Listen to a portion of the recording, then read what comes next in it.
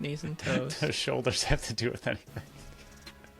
Because of what you did to my bold prediction. Yes, I'm taking this too far, but I don't care. We're going. The noise is great for those who are audio only. What's up, everyone, and welcome into a special edition of the Buffalo Sports Collective. Today, we welcome in play-by-play broadcaster for the Oshawa Firewolves, Dan Malta. Dan, thanks for jumping on with us, and how's it going? I'm doing well. Thanks for having me. Yeah, perfect. So we got you on for the final week of the NLL season. I think for years now, except for last year, Buffalo's been starting with the Firewolves to start the season. Now we get to end with them. So what would be one word to describe the Firewolves season entering that final week of the season? That's why I didn't. It's a tough thing to say, isn't it? A dichotomy.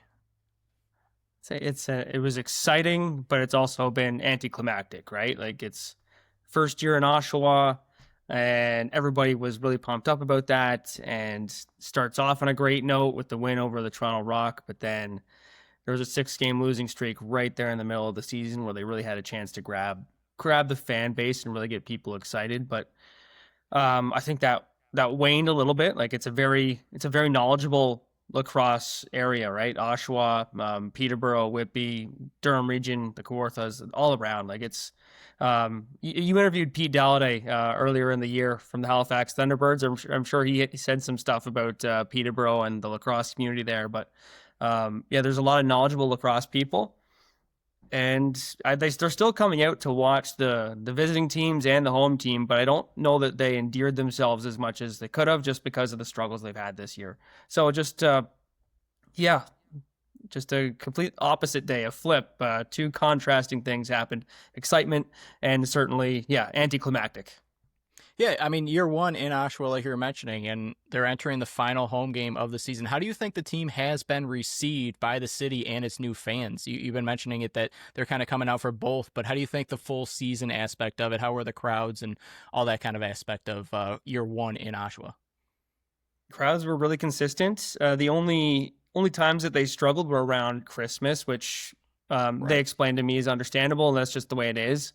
And then once it flipped over the calendar, things got back going again. There's also these weird gaps in the NLL season where you might not be at home for a month straight, and I'd imagine that'll, like, if you're a season ticket holder, you're just thinking, when's this coming along? But the crowds have been great. The arena right now holds around 6,000. It's going to be renovated and pushed up to a little bit over 7,000 over the course of the next couple of years.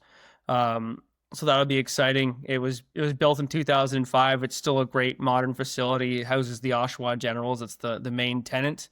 I'm sure you guys are Buffalo sports fans. You've seen enough Oshawa Generals players roll through the Buffalo Sabres organization. But the fans, one thing I notice is in my neighborhood, I live in Bowmanville, which is it's a 15-minute drive door to door from the arena for me. But there are Firewolves flags on people's fences, on people's cars. All the hardcore lacrosse people, they're going to be in the mix. There was a Clarington Green Gales night earlier in the year. So that's the team that would play in the town that I live in. And that's the team that won a record 4 straight Minto Cups way back in the day. And apparently Bobby Orr played for them for a little bit as well when he was a general. But the lacrosse community here is so steady. Like, there's junior A lacrosse here. There's major series lacrosse here, which I know you talked to Pete about. But the Brooklyn Lacrosse Club, massive just legacy in the Whitby area, in Oshawa. And then up in Peterborough, the Peterborough Lakers. And there's a handful of Lakers and MSL guys that are playing on every team in this league, right? So the lacrosse is accepted here. It's part of it. And I didn't know what field lacrosse was until I was like 15, 16. You know what I mean? Like, box lacrosse, it's from here. Yeah. We'll start at the front gate with this team. The offense, surprisingly to me, has put up even fewer goals each of the last 3 years since their title run. So I guess the question is, do you think expectations for this team they were too high due to that finals run, and they're kind of slipping back to where they might have been, or at least should have been? Do you maybe feel like they've kind of been figured out on offense? Because I know a bunch of people were saying that Oshawa/Albany runs a different style of offense, or maybe you see something else that might explain that drop off in production that just has me shocked because I wasn't expecting. I had them finishing fourth this season. Yeah, when I got the job with the team, the discussion was about how exciting the group was, and you look at the players they have, like reigning rookie of the year in Dyson Williams, right? And he maybe a little bit of a sophomore slump, but that happens. I know he's been counted on a lot by the team to take the lead on the community outreach, which he's absolutely like great at. He's from Oshawa, so that's really easy for him. But I think it's going to be somewhere in the middle next year. If I had to project, I think where they finish, arriving too early can be an issue, and they may have arrived too early 2 years ago. They get a great season from Doug Johansen that year. He was runner-up for the goalie of the year. So if you're going to have that, then that'll help you advance. You can goalie teams, and I've seen Doug Johansen do that because I've been watching Peterborough Lakers games for the past 12, 13 years, and he's been on the Six Nations Chiefs just dominating. So I think that's going to be it. They have had some injuries on defense, so they haven't been able to find chemistry. No Joe Nardella. I'm of the school of thought that possession matters off a draw. And Mike Burns been doing a great job. He's splitting duties with Zach Masson. So I know that Glenn Clark loves the way that Mike Byrne has been competing. I know that GMs and coaches around the league love watching Mike Byrne compete. He's a scrappy player, but below 50% on the draws this year, that's a factor. Joe Nardella would probably be in the 60% range. So just all those possessions, I think that would make a difference. Jonathan Peshko, a guy who they don't have a first overall pick this year because of a deal that brought Jonathan Peshko over. He's been in and out of the lineup. Maybe he takes it back. Maybe he bounces back next year, right? And shows why he was a fourth overall pick. Dyson Williams. Do I expect him to have another down year on this trend? No, I would say he's going to go up. So, and then Alex Simmons, he's just steadily going forward, right? So 96 points, 95 points. Now he's north of 100. I haven't taken the tally since Saturday when he surpassed the century mark. But yeah, I think if you do that, like the reason why they traded for Peshko, right, was they believed that they were somewhere that they weren't. So yeah, I think somewhere next year it'll be in the middle. I don't think they're going to be at the bottom of the standings. I'm expecting that they'll be able to make it into the playoffs next year. Yeah, that's what I would say there. Yeah, and that's a perfect transition because Alex Simmons is having a career year. I mean, career highs in goals, assists, points, loose balls. If I'm missing anything else, I'll point them out. But some people might have already thought this in prior seasons. So I'll ask this here. Has Alex Simmons officially put his name as the face of the franchise and pulled it away from Doug Johansen? And is he like a true number one type of player that could just slide into pretty much any offense in the league and be that focal point on offense? Yes. Yeah. Ty Kurtz said to me before the game this week that if the Firewolves weren't in the position they were in the standings, that Alex Simmons would be a legit MVP candidate. Yeah. That's got to be true. And the way he's so twitchy when he has the ball on his stick. He does control things a lot.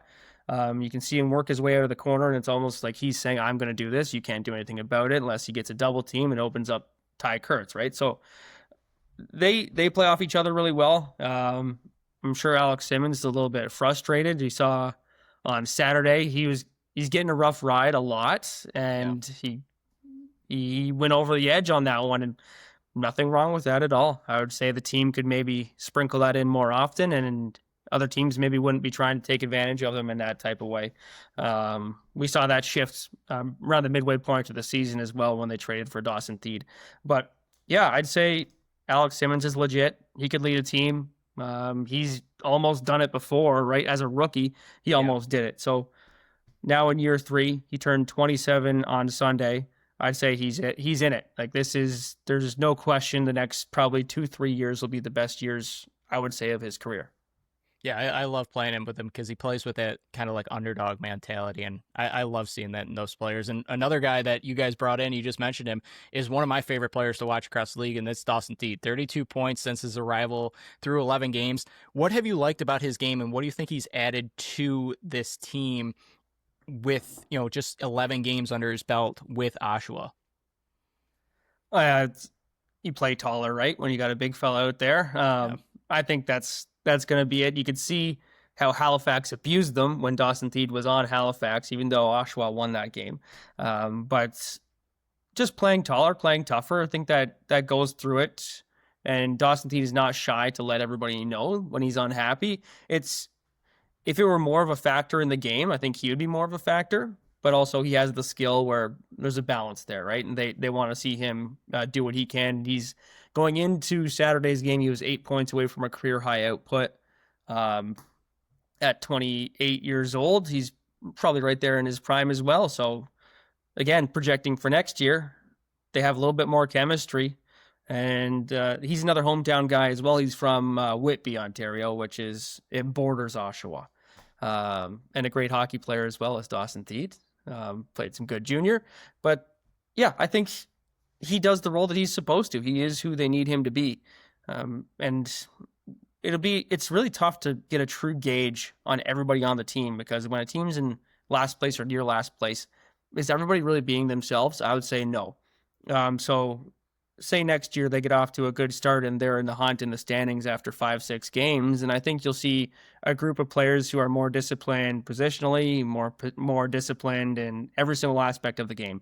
But Dawson Teed has continued on with his reputation, and I think that he can kind of skate on that reputation for a little while, knowing that people won't test him. Yeah, he's one of those. I always like to say it every time I bring it up. A man that size should not move and have the stick work that he does. It's just fun watching him. But one of the more disappointing players in the league this season, to me at least, has been Ethan Walker. Midway through last year, I had him as a sleeper for Offensive Player of the Year. But this year, he's kind of on pace for the lowest numbers since his rookie year. Do you see maybe something in his game that could explain this kind of drop off out of nowhere? Or do you think it could be explained as simply as just the inconsistent lineups on those left sides? You bring in Dawson Teed, then you have also Ryan Benesh there, where even last year it's been inconsistencies on those left sides of who's going to be in the lineup day to day. He's controlling the ball less, I would say, than I expected him to, because being a Peterborough guy, Ethan Walker, he was one of the big names for everybody going into it.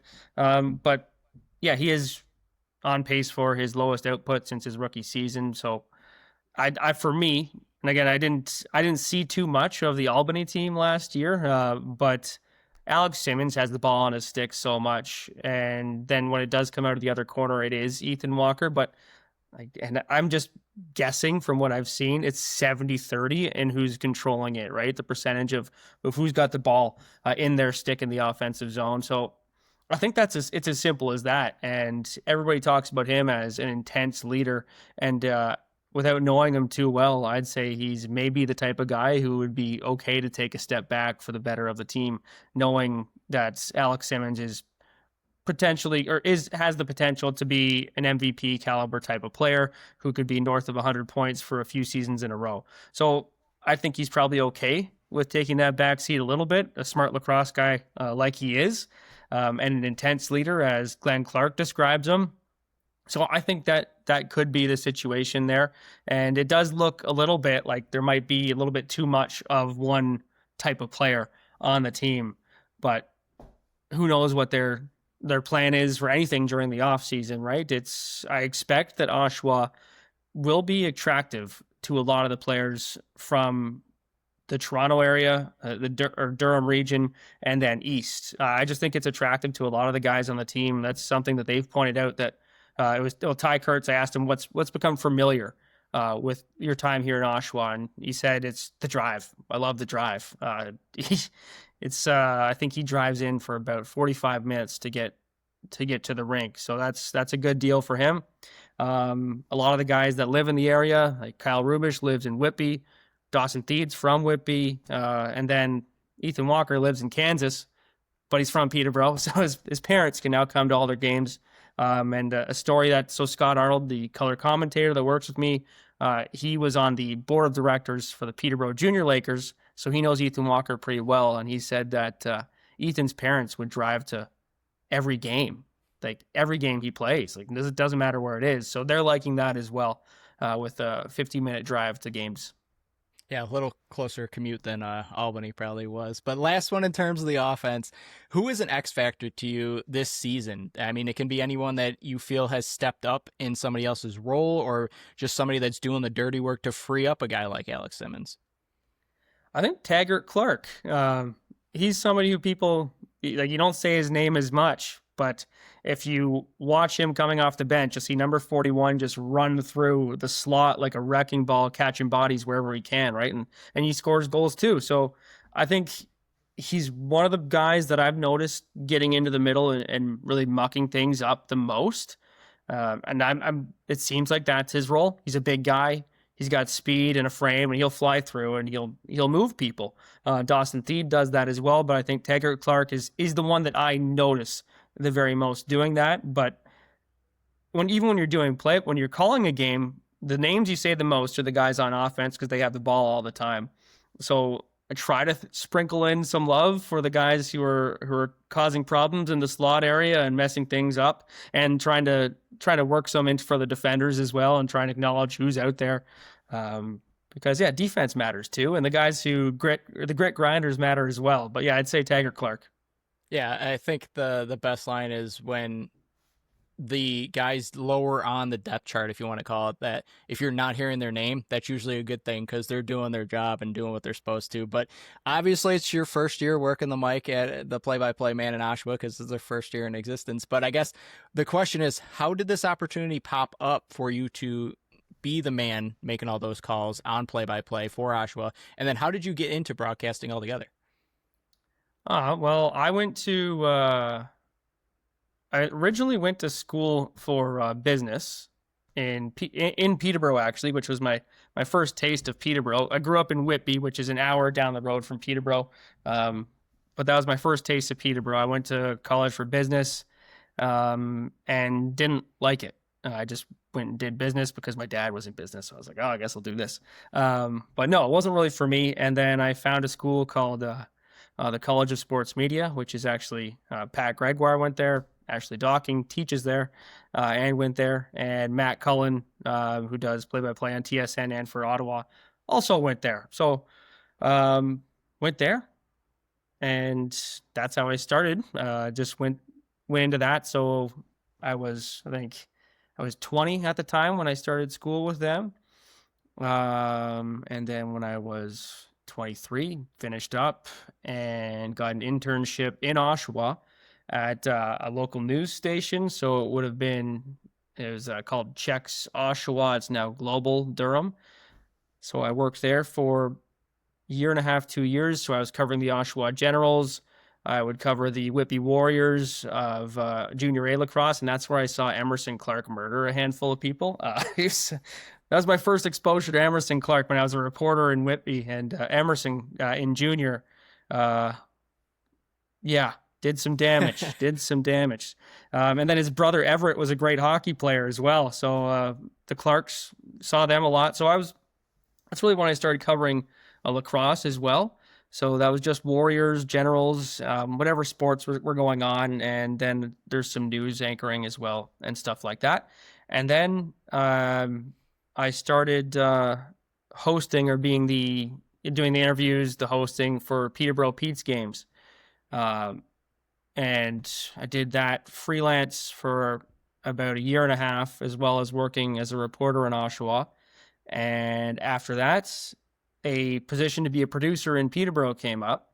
So that allowed me to go there and be full-time producing Peterborough Lakers games for Major Series Lacrosse and Peterborough Pete's games in the Ontario Hockey League. So through all that time, I've been doing play-by-play and different spots all over the place, right? Like I do OJHL, so the Coburg Cougars Tier 2 Junior A hockey. I do that every Monday. This year, I did that every Monday. I was doing, so Pete Dalladay is the lead play-by-play guy for both the Petes and the Lakers. I'm the producer of the broadcasts. If Pete's going to be missing a game for whatever reason, then I will do the play-by-play for those games. So that actually is how we got or how somebody saw us, I guess, this year was Pete was in Jamaica during the Major Series Lacrosse finals. So I was calling the games between Six Nations and Peterborough, and I believe some of the people on the Firewolves were watching those games, so they knew who me and Scott were. And then I was in the production truck for a women's Major Series Lacrosse game, and Scott was calling the game in Peterborough, and we saw news on Twitter that a team was coming to Oshawa, and we genuinely didn't. I was like, do you believe this? No, not really. Like it was, but I think we kind of knew at that point because Scott had his taste of doing it with the Halifax Thunderbirds alongside Pete. But I guess they decided to go for a different direction in terms of who was going to help out there. So Scott was looking for something to do, and he knows lacrosse inside out. It's his lifeblood is lacrosse, and he knows more about the game than anybody I think I've ever talked to. Just the stats you'll have on Major Series Lacrosse, which isn't kept the best. Scott will know anything about it, and the NLL as well.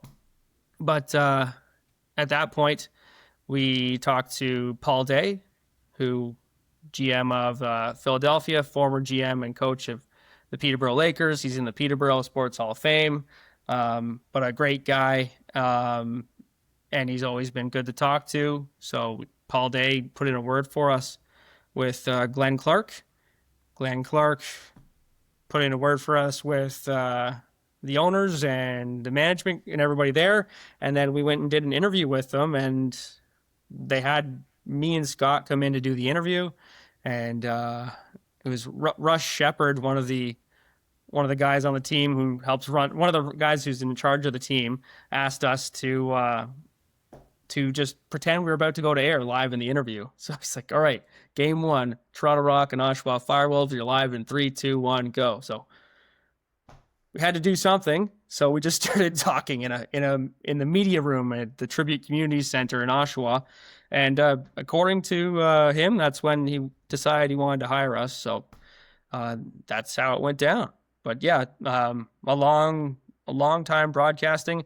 Been doing arena, like I've done Arena Lacrosse League. I don't know if you guys have heard of that much, but yeah. They operate out of Oshawa, so I did that for the last 2 years. Scott did that with me as well. So yeah, me and Scott have known each other for 15 years. Been working together for like 14, 15 years. So we've got great chemistry there, and it seemed pretty easy. So they hired us as a team. And then they brought in Parisa Shabar a little bit later.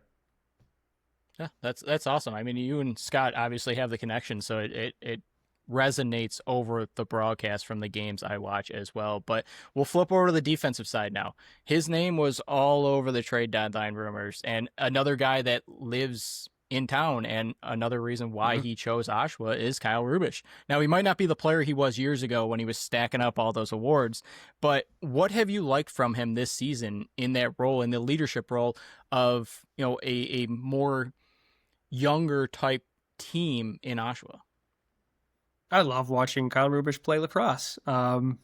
He just seems how Gretzky was with the puck in the offensive zone, how it finds him somehow.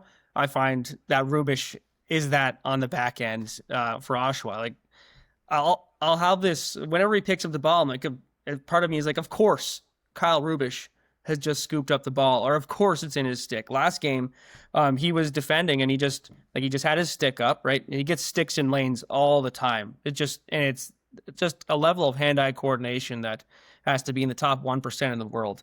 But he's just sticking to his defender, and I said it on the broadcast, but he's a meter away, which is about 3.5 feet. About a meter away. Good conversion. Yeah.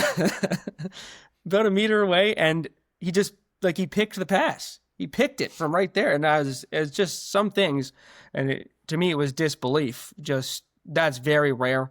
I probably in the main box game that I watch is Major Series Lacrosse, but I've been involved in every Peterborough Lakers game for the past 12, 13 years, and I don't know that I've seen that, right? Like, or maybe once every 5 years, I'll see a guy just that tight and just snap a ball out of the air.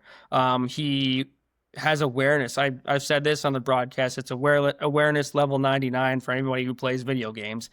Jack that rating up to 99 for Kyle Rubish because there is no 100. But I really like watching him play. When I grew up playing hockey, I was always a defenseman and loved that part of the game. When I played lacrosse, I always had the instinct to be coming back as well. And just for me, it's something I love about sports is the guys that can do that. And he's the 4-time NLL Defender of the Year, which you can only say so many times in a season as well before you just have to, okay, let it be. But yeah, I think he's great. I know he's a little bit up there as far as an athlete is concerned, but I know we saw Ian Lord roll through recently. He's 41. He's still moving around the floor. And Ryan Benesh, he's 41 as well. And I'm the same age as Kyle Rubish, so I think he could go on for years. Like, who knows? A player to me that went under the radar and was not talked about enough last year for Rookie of the Year is Will Johansen, and he's following up his rookie year with even better numbers. But to you, what has been his biggest growth that you've seen in his game from game 1 this season to game 18 that's coming up on Saturday? I think everybody looked tense at the start of the year. I'd say that he's a guy who moves around once he has the ball, or which when he does get to the ball, he moves smoothly. I'd say he's a guy who just looks smooth out there on the floor, and he's confident when he's bringing it up the floor, and he's always quick to wheel it up and get it ahead.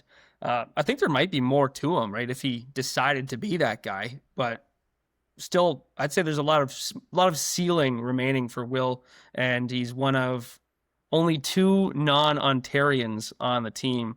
Him and Jackson Fridge, the 2 BC boys. But yeah, I think there's just more that he has, and it might be a confidence thing for him. But he's smooth. The tricky thing for the Firewolves on the defensive end has been injuries. Like, they're without Colton Watkinson, Blake McDonald, and Joel Coyle have been in and out of the lineup. Like, there's been, you talk about a lack of consistency on the left side, but on defense, that's really been the challenge. And I think that maybe I'll ask Glenn Clark about that this week, what a challenge that's been, because I know he's a former National Lacrosse League All-Star on the back end and champion with the Toronto Rock, and he says he demands things from defense, right? Demands communication, demands they get the right guys on the right players. But when Kyle Rubish is being counted on for that much, like, maybe he needs to do a little bit less. And without Colton Watkinson, you've seen things be a little bit less or more disjointed as well. So I think for them, it might be, again, getting a reset and getting ready for next year. Yeah, and it was injuries on the back end last year, and it seems to be injuries this year. But a guy that's only played in 6 games last year is Jackson Nishimura, and he's back to his old self. How much do you think missing a veteran piece like him affected that back end last year, and having him be as noticeable as he is back in that locker room, especially, the voice there that can calm everything down back in the lineup this year? Seems like a quiet guy. I think he's just a guy but he seems like a guy who, well, he's a true transition player, right? He's a true transition player. And if you don't have that, Zach Currier might be my favorite player to watch in the whole league because of that. And pick, again, not that I've seen him play so much as well with his time spent in Peterborough, but I love the way Zach Currier plays the game. And if you talk to any of the old-time lacrosse guys in Peterborough, they'll say, back in my day, we used to have to run it both ways. And he could do that, and I love guys that can do that. But Nishimura, he has the wheels, like, he floats up the floor. I love transition play. I think that he is their most prominent transition player. His points are right up there with any other season he's had as far as his best. So, yeah, I'd say he's a rangy guy too. Maybe like he's not very heavy on the back end, so he's positionally sound and can get up the floor and can contribute on offense. So Jackson Nishimura, that's what I enjoy about his game is his speed once he's in flight down the floor and his ability to contribute. So I know you mentioned that you love giving praise to some of the lesser known and lesser talked about type of players. So here it is right here. Who on the back end is not getting enough of that attention that, when the season officially wraps up, we can look back and just shake our heads that maybe not the stats are there, but how well that person played on the back end that we just weren't giving enough of praise to throughout the entire season. Well, I'll tell you, forget what I think, and I'll tell you what Glenn Clark thinks, and it's Jackson Fridge. So he's a guy who was drafted 36th overall. I can't believe he fell that far. Yeah, and he just seems to be there, just like Kyle Rubish. Like there's a lot of times where he'll just be in front of a ball somehow, some way, and you see the coverage he takes on as not a huge defender. He takes on some bigger guys. We saw there were some mismatches against Calgary where Tanner Cook's coming after him, and I know they're trying to get Rubish over to Tanner Cook, but you can't always do that. And Tanner Cook is now leading the National Lacrosse League in goals because not anybody can really figure out how to solve him. Another Oshawa guy, Tanner Cook, but yeah, Jackson Fridge scored his first goal against Rochester. He's got good feet. He's got good hands, and he has the willingness to be in front of a lacrosse ball that's flying from almost anywhere, and he'll block it with any part of his body. I've seen him take a few off his chin, off his ear. But yeah, he seems like a gamer. I know he lives in a house with 3 other players on the team, 3 of the younger guys. They all live together. So yeah, he's coming from BC, as I said earlier, but one of the 2 guys who aren't from Ontario, which is unlike, I think, any National Lacrosse League roster. Dougie has been he's been the consistent face in this organization dating all the way back to when they were in New England, but this is now back-to-back seasons where his numbers are a bit inflated than we've really been accustomed to seeing out of him. What to you would explain this? Is it maybe teams have found a weakness in his game? Maybe it's the team in front of him that's kind of hanging him out to dry too often. Maybe you see something else being at all those home games and watching all these games. There are games where again, it looks like, so he can go from being, I think, great in situations where he's a positional goalie, right? So he's not going to be moving around a lot. He's a guy who uses his positioning to make saves. If that's off by an inch, then the game's off by 5 sometimes. But he faces a lot of shots right down the pipe, probably too often. And then I think that there might be a frustration element when you're seeing that a lot. So then confidence takes a hit. They're all professionals, so I don't want to say motivation, but they're also humans, right? So if things aren't going well, it might get to you. And I think that's all it is, because I see him every summer with Six Nations. And although Six Nations has like the ultimate superstar squad, when he's needed to make saves, he makes saves. And he can just squeeze the life out of a team. But I think if he gets the proper looks, it's a crazy thing to say, but hey, you can't say as a goalie, I only want shots from the left side, right? But yeah, I guess more, and they've also had a change on defenses in terms of their coaching, right? Daryl Gibson was let go, so might be a bit disjointed on the back end, trying to find chemistry, trying to find something that works, and I think that'll just take time. And I'm going to go back to that reset word, and I'm guessing that a reset on this season, getting through year 1, and we'll see a different beast next year.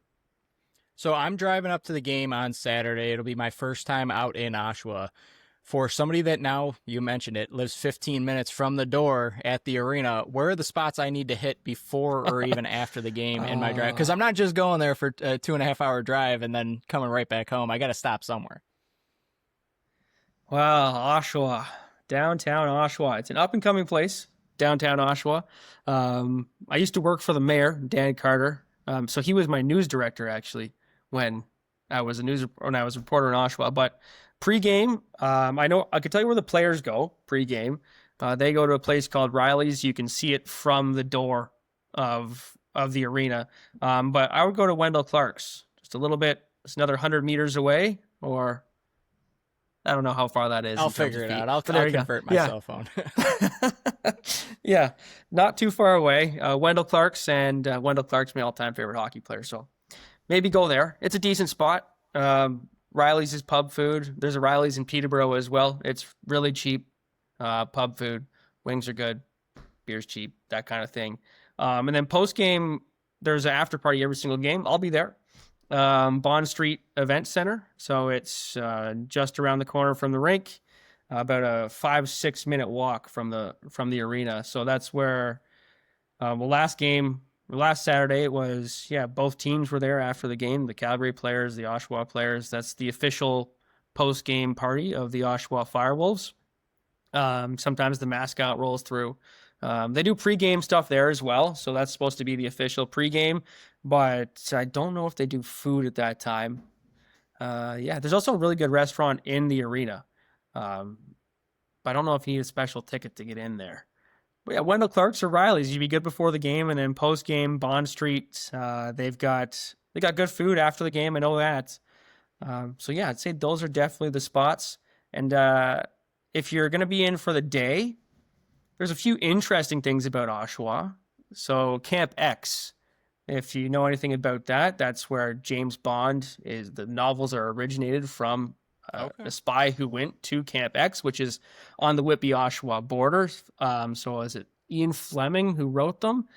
He spent some time at Camp X, and there's a memorial along the lake in Oshawa. It's just where the James Bond character was based off of.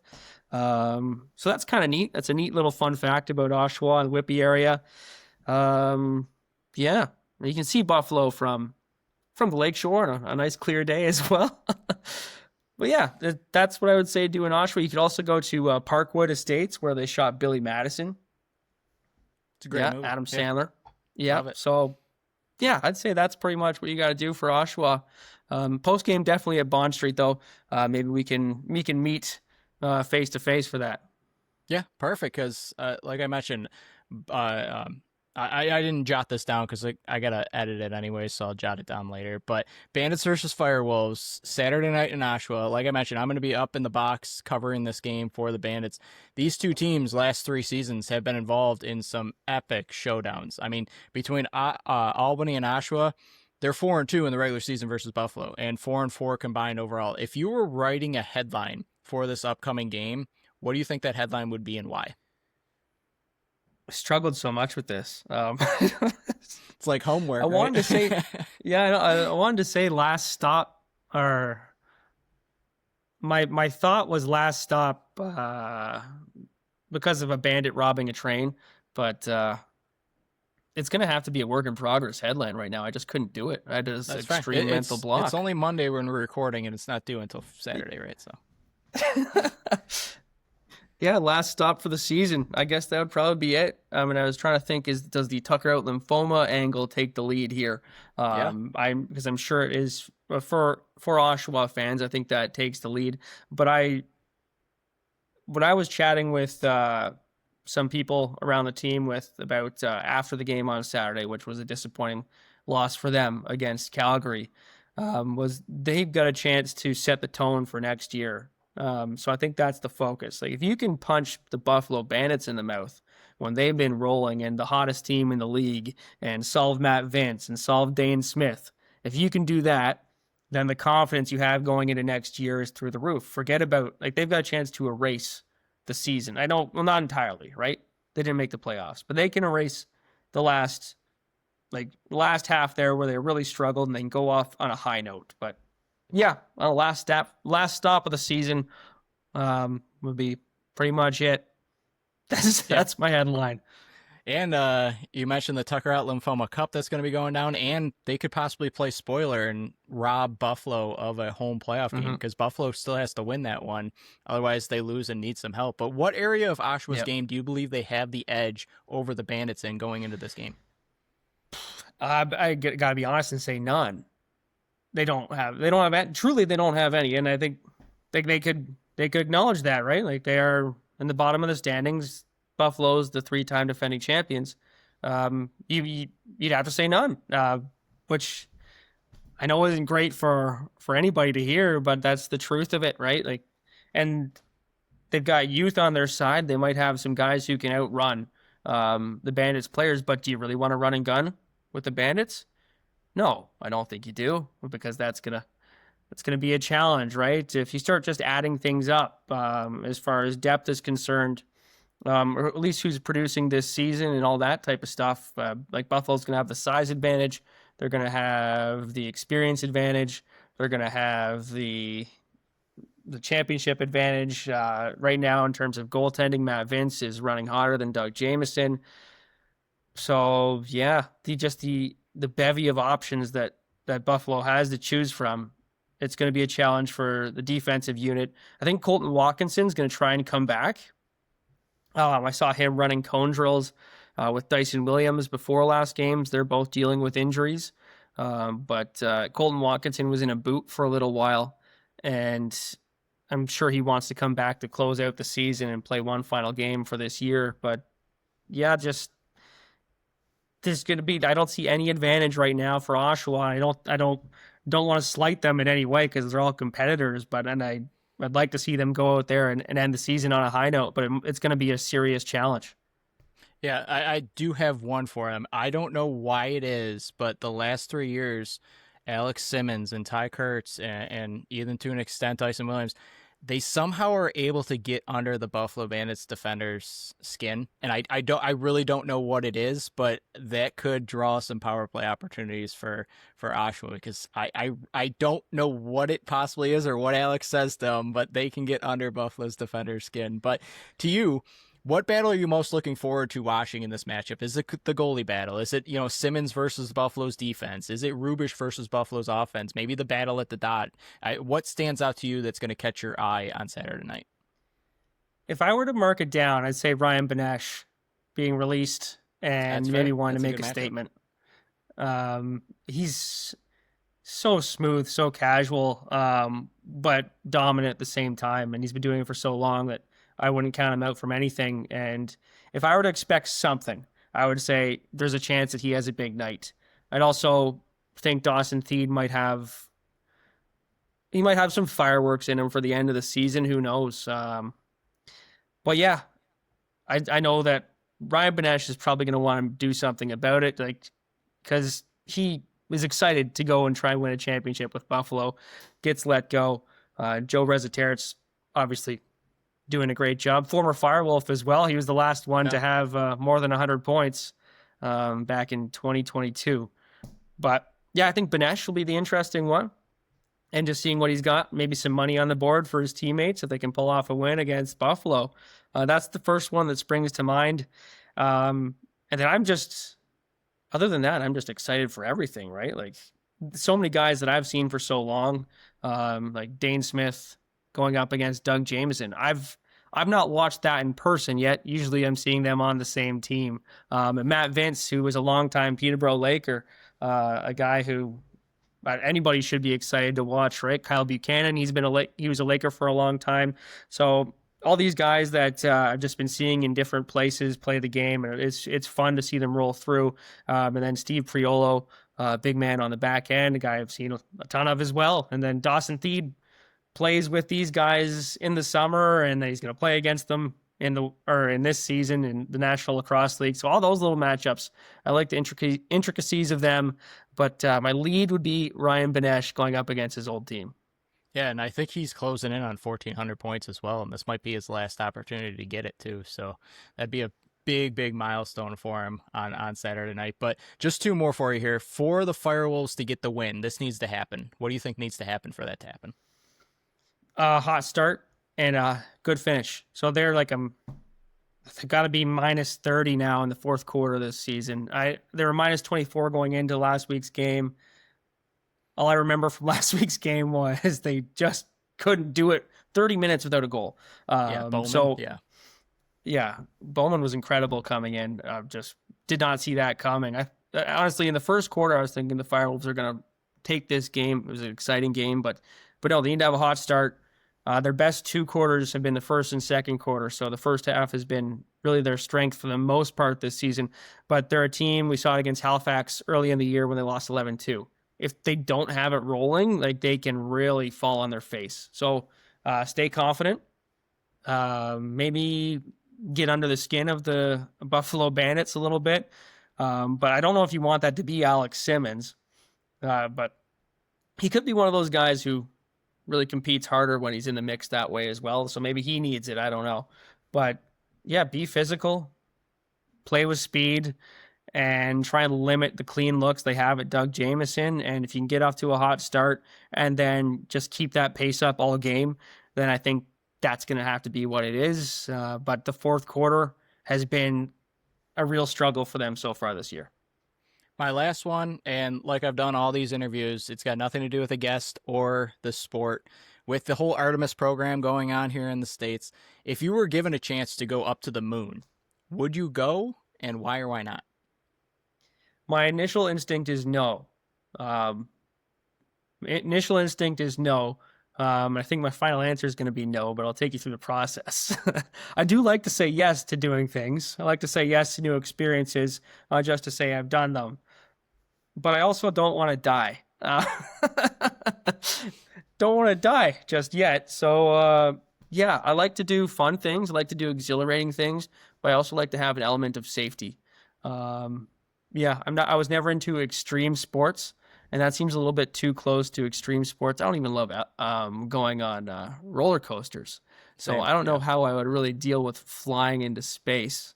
And I miss my dog. I miss my wife. Maybe I'll give her a shout out too. She's here too. And I've got a dog laying on the ground behind me right now. I got mine too, yeah. There's one of my 3. Where is he? There he is. Oh, yeah. But yeah, I would say no. No, I like my routines. I like my life on this earth. Yeah, and I don't really need to take the risk of exploding on a rocket to go and go into space. Yeah, I'm a big Final no answer. as well. My wife likes to make fun of me because on any plane ride, whenever there's any turbulence, my hand goes right to her knee and squeezes, and she goes, "I'm gonna get black and blue marks on my knee from that." So I'm also with you. I'm a no. I like 2 feet on the ground the whole time. But Dan, thank you very much for joining us on the Buffalo Sports Collective. Do you want to let everybody know where they can find you and maybe anything else you want to plug for the listeners?